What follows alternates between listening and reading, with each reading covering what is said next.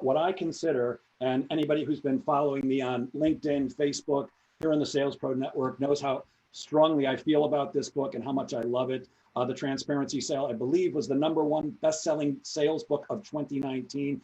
Tell us all, what got you to write this book?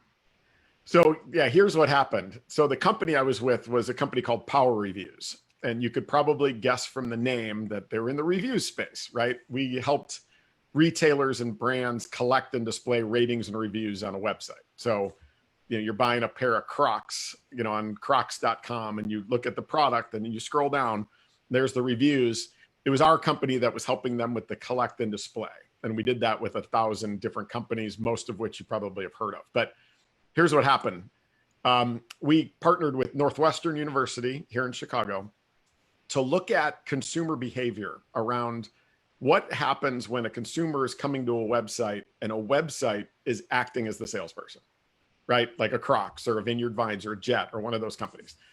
What they found is the first thing, we all look at reviews now. So I'm guessing for everybody listening, you probably read reviews before you buy something you hadn't bought before that's of at least medium to high consideration. So, okay, no surprise there. But the two things that rocked my world, #1 was that 82% of us go right to the negative reviews first.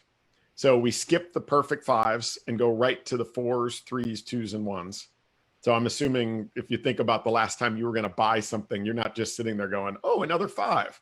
Like you wanted to get to the negatives.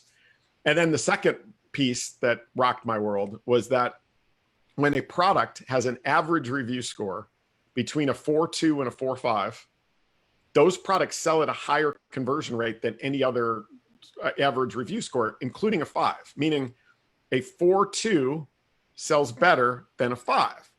So I'm looking at that thinking, all right, that's when a website's acting as the salesperson, that when left to their own devices, a consumer seeks out the negative, and when they don't get it, they don't buy. They need that balance. So I did two things. I dove into the behavioral science around it to see, all right, does this apply in other ways? And then I started applying it. And I was in a deal where I thought I was having coffee with an executive of a big apparel brand in New York. And it turned out I walked in and he had his whole team there and they were expecting a presentation. And I was thinking to myself, I'm going to try it. And if it doesn't work, there's no evidence because I'm here all by myself.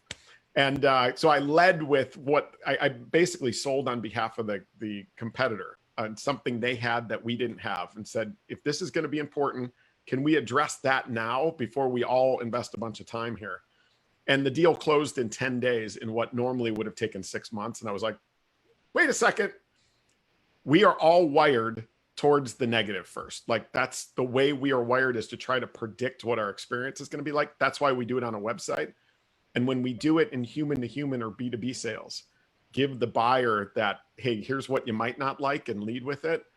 Amazing magic happens. And so I was like, I've got to get these ideas out into the world. And next thing you know, there's a book, and my life has changed. And now I'm just out speaking and teaching about it every day. So wait a minute. So the typical salesperson will go in and say, here's why our stuff is the greatest and why you should buy it. And what you're seeming to say is completely counterintuitive. It sounds like you're saying we should actually go in and say, well, we've got a lot of great stuff, but we've also got some work.